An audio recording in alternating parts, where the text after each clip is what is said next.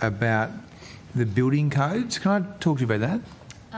So you can, and we've also got the expert on the building codes here. Who's that? So Mr. Gary Rake.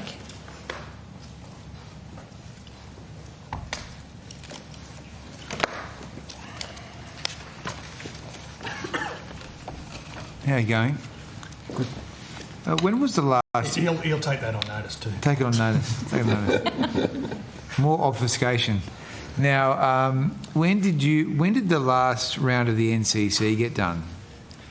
Gary Rake, Chief Executive of the Australian Building Codes Board. The last update to the code was finalised in 2022 and has been commencing across the country from January 2023 onwards.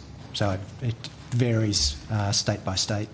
Are there any proposals that the department or the Australian Building Codes Board is considering at the moment to change the latest iteration? Yes, we are working on an update to the code that went to public consultation in May last year. We consulted for a 2-month period. Perhaps it might help if I give a little bit of background on the update cycle for the code. Yeah, sure. So the first thing that I'd say is the Australian Building Codes Board is a partnership between the Commonwealth and the states and territories. It's an area where the constitutional power to regulate buildings is held by the states and territories. The Commonwealth brings all of those bodies together to create a national code. And the aim of that is to try and promote national efficiency and productivity so that things like designs can be transferred across the country, materials, labour, skilled people. The code is, over the last decade, has been updated on a 3-year cycle. And so having worked on a 2022 update, the next schedule was for 2025. We consulted on that last year and it's currently ready for consideration by building ministers. What sort of analysis have you done on what the cost impact on an average house or apartment could be from changing it? The next edition of the code is primarily focused, the work we've done is primarily focused on improving commercial energy efficiency. Right. There are only a small number of proposals that are focused on the residential sector. We put all of those to consultation, including cost analysis. The most significant of those, the most interesting of those, is a proposal to try and reduce the rate of water leaks in apartment buildings. And the modelled cost of that would be an increase of $900 per apartment and avoid an average loss of between $2,500 and $10,000 per apartment in defect damage. So the main change on the residential side is in relation to water treatment in apartments? That's the main change proposed for the next edition, which is still to be considered by building ministers. That's it? That's it for residential. There are always, so we receive proposals for change from across industry, across the sector, across the community. Yeah. We receive several hundred per update cycle. There are a range of small changes in the code, but the one that I'd point out as being one that carries a cost and we think a large benefit for the community, a large confidence boost for apartment buyers, is the one to do with waterproofing. Are you considering anything that would reduce the cost of building? We always look at better ways to help industry understand and apply the code, and that is a key part of our work. We have an education program that develops material that we supply to the industry groups like Master Builders, HIA. We develop consistent education material, provide it to them free of charge for them to run out as seminars with their members. We've also got a proposal underway to look at supports for modular and prefabricated building technologies. We think that that can help contain the cost of... Would that be a separate code? It wouldn't be a separate code. What it would be is a smoother compliance pathway, so it would be a faster and easier pathway for those trusted manufacturers. Where's that up to, the prefab stuff? We published a handbook in November last year that explains how to navigate the current rules within the NCC, and we've had good feedback from domestic manufacturers about the clarity there. And then we're working on a new scheme. It's in its very early stages, but the aim is to have something up and running within a couple of years to really power that up. So is there much difference between each state and territory when you look at the overall cost of building a house which is compliant with the code? The cost can vary from jurisdiction to jurisdiction based on materials, rates, the style of housing they build, the sort of soil. In terms of the regulation, the vast majority of the National Construction Code is consistently adopted across the country.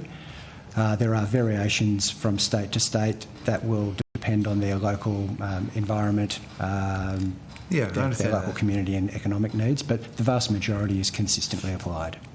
Okay, but as it stands, you're considering one change that would have a greater cost, but are you considering anything in detail that would reduce the cost?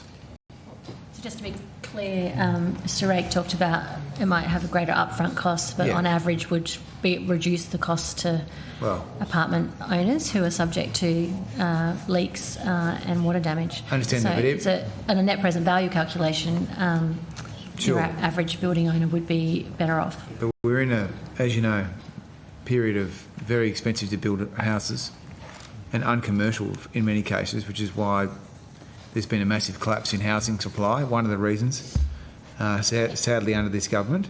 Anything that reduces the potential Cost is good. I agree. And one of the, insurance costs have gone up, and a lot of that's because of the remediation needed to be done as a result of water damage, etc. Okay. So anything that improves waterproofing will potentially reduce insurance costs going forward. We do have a view that, I mean, this is, as I understand it, on a 3-year cycle. It is there is a very substantial amount of home building to come, irrespective of, I understand the argument that you're making, but about the housing policy settings more broadly. But there is a very substantial amount of home building and apartment building that is in the pipeline for the economy. The intersection of the code and questions like the price of building a home is one question. Of course, it should be agile and respond to those sort of propositions. The questions that go to the other costs that I think the Secretary has referred to in terms of water and apartment buildings. Of course, it has to be agile in terms of safety questions as well. We've seen what's happened in other jurisdictions when governments have hit the brake on responding to changes in technology and the regulatory environment. The Grenfell apartment disaster was absolutely associated with the Thatcher government refusing to engage in proper regulation of this sector, including building codes. And we have, in some states, apartment buildings that are not habitable at the moment because of that. This is not the only question, but keeping an agile approach to the National Construction Code, we do see as having an intersection with those issues of quality and safety. That's why I was surprised to see your leader announce a 10-year freeze, which is not consistent with a modern economy coming to grips with all of the innovations, not just modular housing, but including modular housing, including modular design, that are likely to have a big effect on access to housing and the cost of housing. Thanks for your political speech.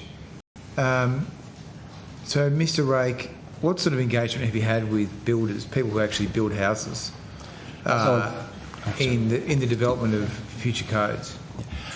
So we engage with builders, builder representative groups across the country through their state and territory organisations and through their national body. I most recently met with master builders, head's a little bit fuzzy on it, last week or the week before. They have a national regulatory committee. And you asked about changes or projects we have on foot. But as part of our consultations, and I mentioned that we receive up to several hundred proposals for change each cycle, I've openly asked for ideas that could help make the construction of housing faster, easier and contain costs. We're very keen to see those.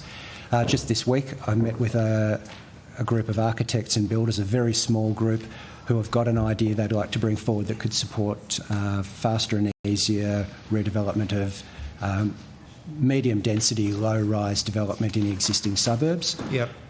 We're very keen to work on those. It's part of the partnership that we have.